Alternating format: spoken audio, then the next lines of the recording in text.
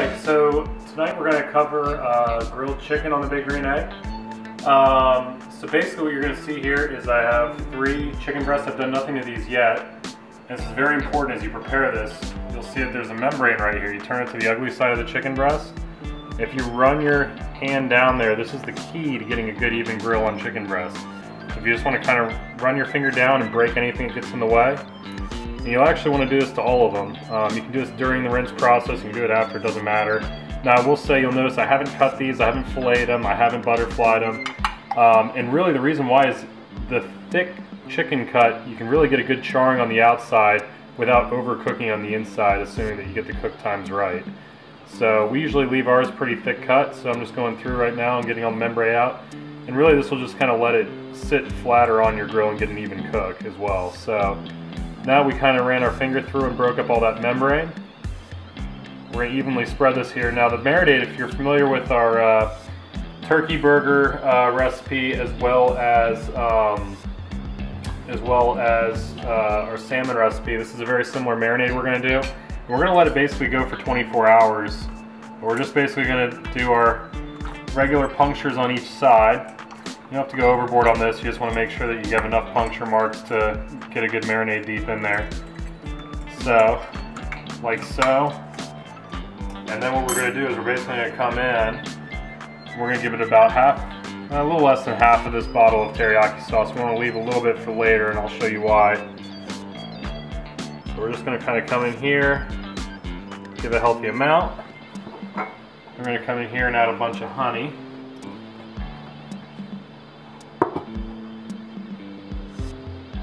Nothing overboard. And then you're going to give it a light dusting of the seasoning. We're going to use Weber's Kickin' Chicken seasoning. That's more than enough. So, we're going to actually flip these over and repeat.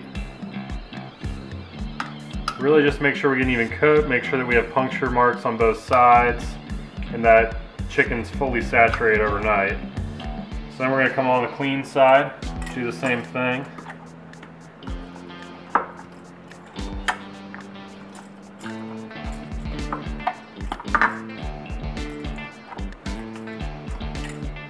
Alright, on to the last one.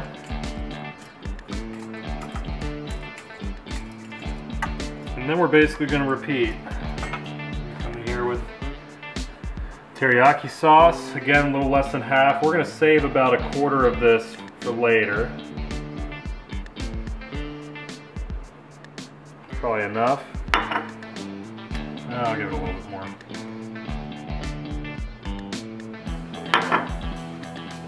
Come in here, bring out our honey.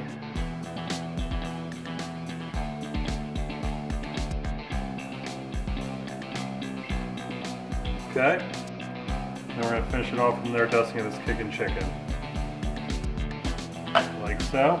We're going to give them one more good flip for good measure, just to make sure that we have good coverage. And then we're just going to kind of work them in to make sure that they're as under the marinade as possible. They don't have to be completely under, they'll continue to soak overnight, but that's pretty good for now. So what we're going to do is we're going to box these up, we're going to put them in the refrigerator, and then we'll pull them out tomorrow when we're ready to cook.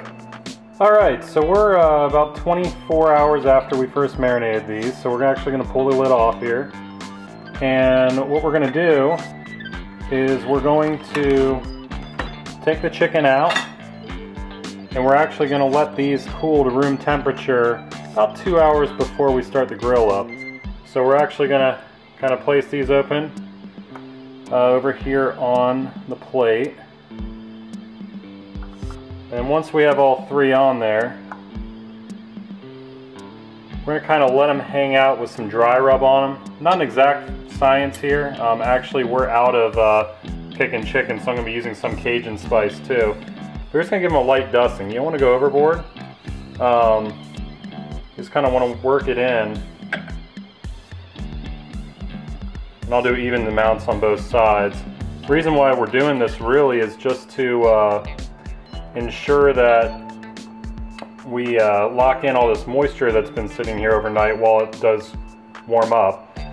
Main reason we are warming these things up is just to get those even grill marks on them.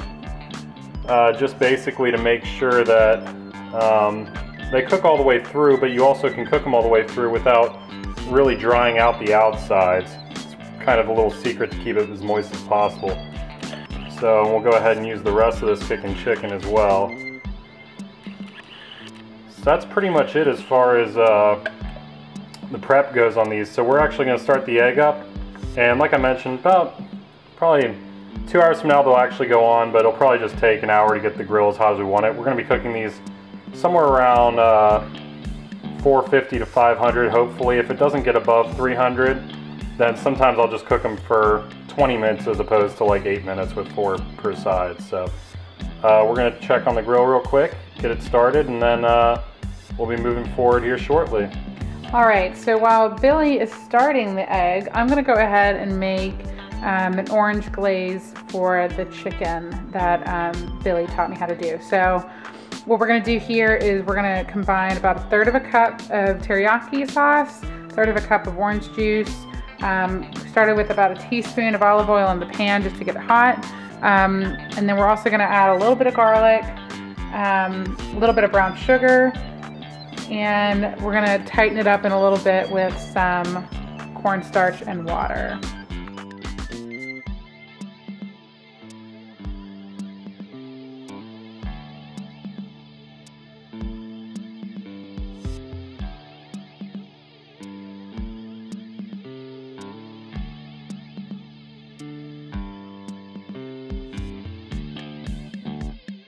Alright, so my beautiful wife found this recipe, and as you can see, just kind of letting it cook down to thicken up, and mainly the ingredients that you saw her put in was garlic, teriyaki, orange juice, water, soy sauce, as well as cornstarch.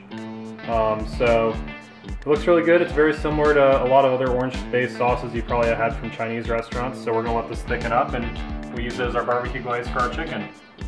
Alright, so we got the grill up close to 400. I was shooting for kind of 350 to 500 range, so we're kind of right in the middle. So what we're going to do is we're actually going to add the wood chips. Tonight we're doing Tabasco wood chips. They've been soaking for about 45 minutes. Anywhere over 30 minutes is good. So we're going to kind of add these in the fire. We're going to give it a quick stir around just to make sure we didn't put out anything. We also do want to get them kind of all mixed in. So that's good enough right there. You can already smell the Tabasco sauce kind of coming out of those wood chips. Now we're just going to throw this directly on the plate, or on the grate. The grate's on the fire ring directly over the fire. And we're going to really try to cook these probably about 5 to 6 minutes per side. A lot of that depends on the temperature of your grill. So we're going to kind of let these hang out. We're going to try to only flip them once, and then after we flip them once and get it on the other side, we're going to flip them one more time and give it a teriyaki orange glaze. Alright, so the grill's been going at about 350 for about 8 minutes, so we're going to give it a good flip. We try to minimize flipping just because it's a really good way to sear in all those juices on the inside. And you'll notice when we get here, you'll see there's perfect grill marks, okay? There's kind of golden brown grilling. It'll actually probably be warmer on the other side. And we're just going to try to flip this once. We're going to let it get to about the same color. This is actually kind of perfect. So you'll see it's starting kind of to split and show some white right there. So we're going to give this about another 8 minutes. And then we're actually going to put on our orange teriyaki glaze for one more coating and give it a quick warm up, and then we're going to be ready to pull it off. Alright, so these are done cooking now, and you'll see when I flip them back over.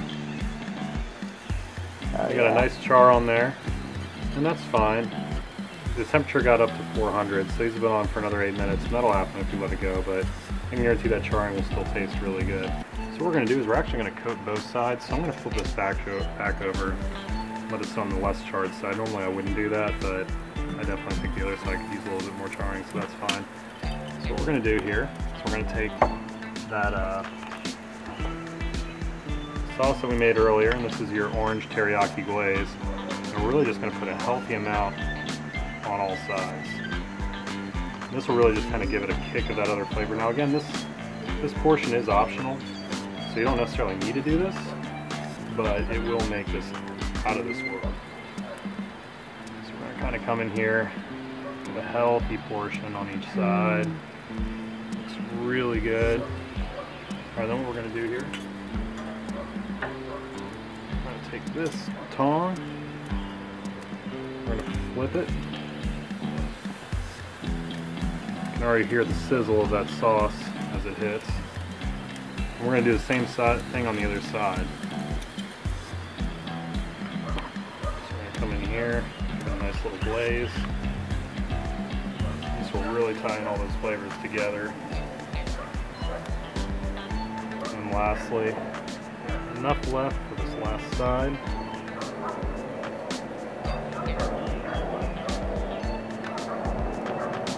And we just clean that off. So we're gonna let that sit for no more than another 2 minutes, and then we're gonna pull these off and we'll be ready to eat. All right, so these have been pulled off. You can see right now they have a nice char to them. Now really that's not a big deal. One of the reasons why you do sear, like we did, is when it does become burnt like that, just means it's locking in more flavors. So these should be super juicy.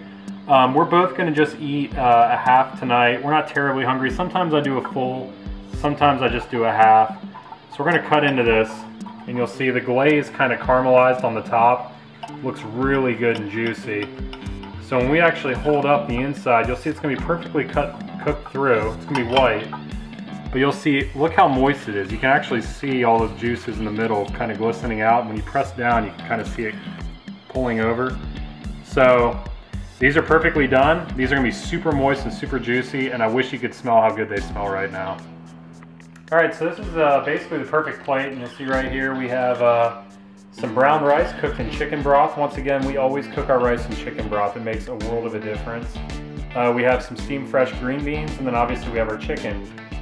I'm going to cut into this, kind of give you a 360 view of what a slice of this chicken is going to look like.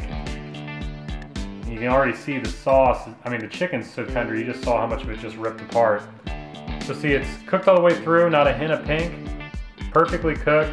The charring on the outside really encased all of this flavor in there in the middle, and it's just glistening with juice. So we're going to take a bite. That's absolutely ridiculous. So, a lot of that citrus from the orange glaze coming through. The honey teriyaki marinade is absolutely absurd. And obviously, since we seared both sides, all that flavor from the 24-hour marination is locked in. This will be one of the best chicken breasts you ever had. Enjoy.